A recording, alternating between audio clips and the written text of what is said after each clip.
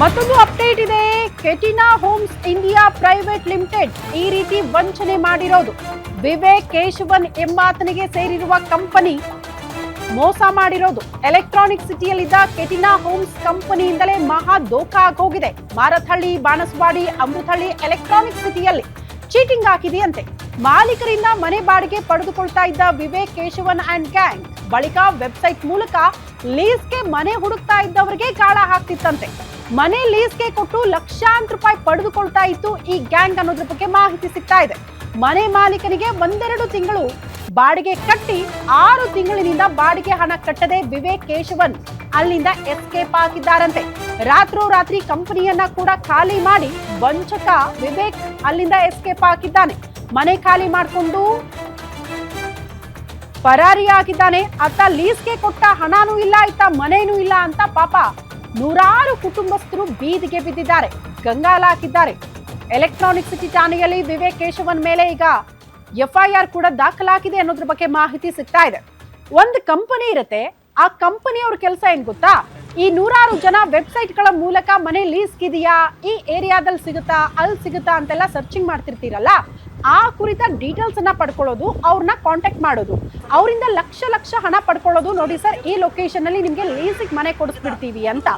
ಆ ನಂತರ ಮನೆ ಓನರ್ ಹತ್ರ ಕೂಡ ಮಾತನಾಡಿ ಅವ್ರಿಗೆ ಬಾಡಿಗೆ ಕಟ್ಟೋದು. ಲೀಸ್ಗಲ್ಲ, ಅಲ್ಲಿ ದುಡ್ಡು ಕೊಡಲ್ಲ, ಬಾಡಿಗೆ ಕಟ್ತೀವಿ ಅಂತ ಹೇಳಿ ಈ ಮನೆ ನಿಮ್ಗೆ ಲೀಸಿಗೆ ಕೊಡಿಸ್ತೀವಿ ಅಂತ ಹೇಳ್ಬಿಟ್ಟು ಮೋಸ ಮಾಡೋದು. ಮನೆಗೆ ಆ ಕುಟುಂಬಸ್ಥರು ಶಿಫ್ಟ್ ಆದ್ರೂ ಕೂಡ ಮನೆ ಬಾಡಿಗೆ ಕೊಟ್ಟಂಗೆ ನಾಟಕ ಮಾಡಿ 2-3 ತಿಂಗಳು ಮನೆ ಬಾಡಿಗೆ ಕಟ್ಟಿದ್ದಾರಂತೆ.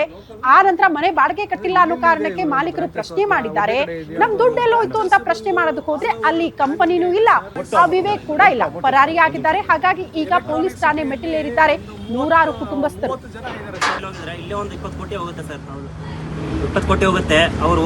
ನಾವು ಆನ್ಲೈನ್ ಅಲ್ಲಿ ಸರ್ಚ್ ಮಾಡ್ತಾ ಇದ್ದಿದ್ದು. ಓಕೆ, ಅವರು OLX, FB, ಫೇಸ್ಬುಕ್ ಇಲ್ಲೆಲ್ಲ ಆಡ್ಸ್ ಬಿಟ್ಟಿದ್ರು. ಓಕೆ, ನೋ ಬ್ರೋಕರ್ ಎಲ್ಲ ಕಡೆ ಆಡ್ಸ್ ಬಿಟ್ಟಿದ್ರು. ದಟ್ ಅಂಡರ್ ಲೀಸ್ ನಾವೆಲ್ಲ ಲೀಸ್ಗೆ ಹುಡುಕ್ತಾ ಇದ್ದಿದ್ದು.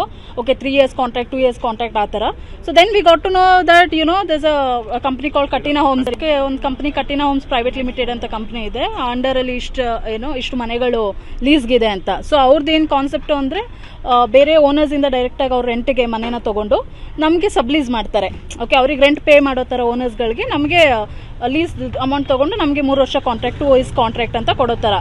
ಸೊ ಇವಾಗ ಏನಾಗಿದೆ, 2 years ಇಂದ ಸ್ವಲ್ಪ ಜನ ಎಲ್ಲ ಕರೆಕ್ಟಾಗಿ ಕೊಟ್ಕೊಂಡು ಮಾಡ್ಕೊ ಬಂದಿದ್ದಾರೆ. ಇವಾಗ ಸಡನ್ ಆಗಿ ಓನರ್ಸ್ಗೆ ಲಾಸ್ಟ್ 6 months ಇಂದ ರೆಂಟ್ ಹೋಗಿಲ್ಲ.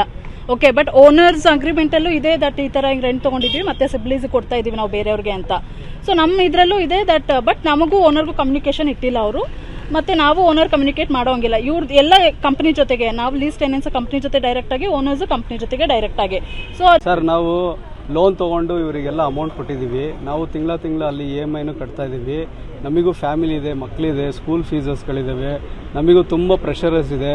ನಾವು ಇದರಲ್ಲಿ ಒಂದು ಸಿಗಾಕೊಂಡು ನಾವು ಇದರಲ್ಲಿ 3 ತಿಂಗಳಿಂದ ನಾವು ಊಟ, ನಿದ್ದೆ, ನೆಮ್ಮದಿ ಏನು ಇಲ್ದಲೆ, ನಮಗೂ ಸುಖ ಇಲ್ದಲೆ, ನಾವು ನೋಡಿ ಕೆಲ್ಸಕ್ಕೆ ಹೋಗ್ದಲೆ ಈ 3 ತಿಂಗಳಿಂದ ಇದರಿಂದನೇ ಓಡಾಡ್ತಾ ಇದ್ದೀವಿ. ನಾವು ಎಲ್ಲ ಕಡೆಯಿಂದ ಪ್ರಯತ್ನ ಪಟ್ಟಿದ್ದೀವಿ. ನಮ್ಮ ಝೋನಲ್ಲಿ ಪೊಲೀಸ್ ಸ್ಟೇಷನ್ಗೆ ಹೋಗಿದ್ದೀವಿ, ಅಲ್ಲೂ ಅವ್ರು ನಮಗೆ ಸಹಕರಿಸ್ತಾ ಇಲ್ಲ. ಇಲ್ಲಿ ಬಂದರೂ ಇಲ್ಲೂ ಸಹಕರಿಸ್ತಾ ಇಲ್ಲ. ದಯವಿಟ್ಟು ನಿಮ್ಮ ಮಾಧ್ಯಮದಿಂದ ನಾವು ಹೇಳ್ತಿದ್ದೀವಿ, ನಮಗೆ ಸ್ವಲ್ಪ ಸಹಾಯ ಮಾಡಿ. ಈ ಕಂಪ್ನಿ ಇರೋದು ಎಲೆಕ್ಟ್ರಾನಿಕ್ ಸಿಟಿ ಫೇಸ್ 2 ಅಲ್ಲಿ. ಇದು ಒಂದು 350 ಜನ ಇದ್ದಾರೆ. ಅಮೌಂಟ್ ಬಂದು 60